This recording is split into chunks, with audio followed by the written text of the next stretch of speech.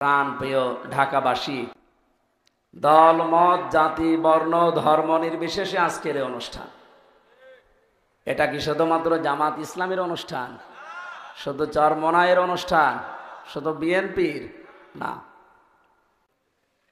হাদা বায়ানুল লিন্নাস, মানুষ পদবাচ্যে যারা বিবেচিত তাদের জন্য এখানে বর্ণনা করা আছে। কোরআনে কারিমের বর্ণনা পেয়েছি সূরা হিজরের 87 নম্বর আয়াতে। কোরআনের কথা বলতে গিয়ে আল্লাহ পাক আসিম দিয়েছেন, ওয়ালাকাদ আতাইনাকা সাবআম মিনাল মাসানি ওয়াল কুরআনাল আযীম। কোরআনকে আল্লাহ আযীম বলেছেন আর রাসূলুল্লাহর চরিত্রকে আল্লাহ আযীম বলে ডাক দিয়েছেন। সুবহানাল্লাহ বলতে পারেন নাই?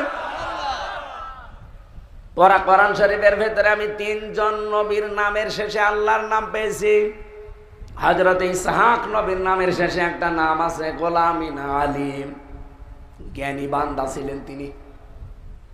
হযরত ইসমাইল নবীর নামের শেষে আমি পেয়েছি গোলামিন হালিম, সহনশীল বান্দা, ধৈর্যশীল বান্দা।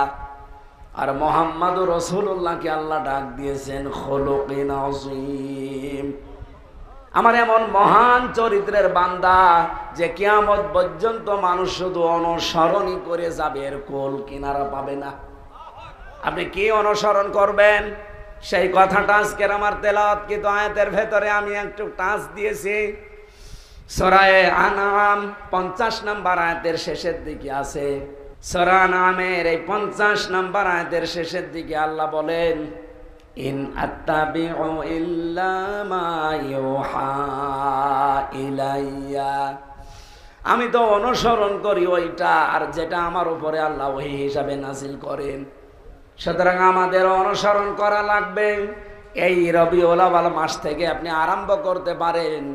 রাসূলুল্লাহকে অনুসরণ করতে হলে কোরআনকে অনুসরণের মাধ্যমে করা লাগবে।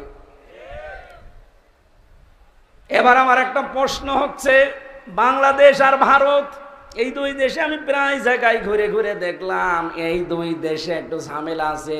সূরা আলে ইমরানের 31 নম্বর আয়াতটা নিয়ে আজকে একটু নিরসন করব, যেটা রেকর্ড হচ্ছে, চলে যাবে সারা দেশে।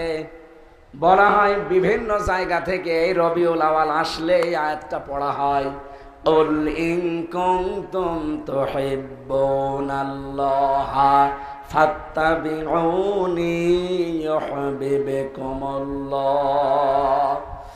নবী আপনি বলুন, যদি তোমরা আল্লাহকে ভালোবাসো, এ দাবি তোমাদের আছে, যদি থাকে যে আল্লাহ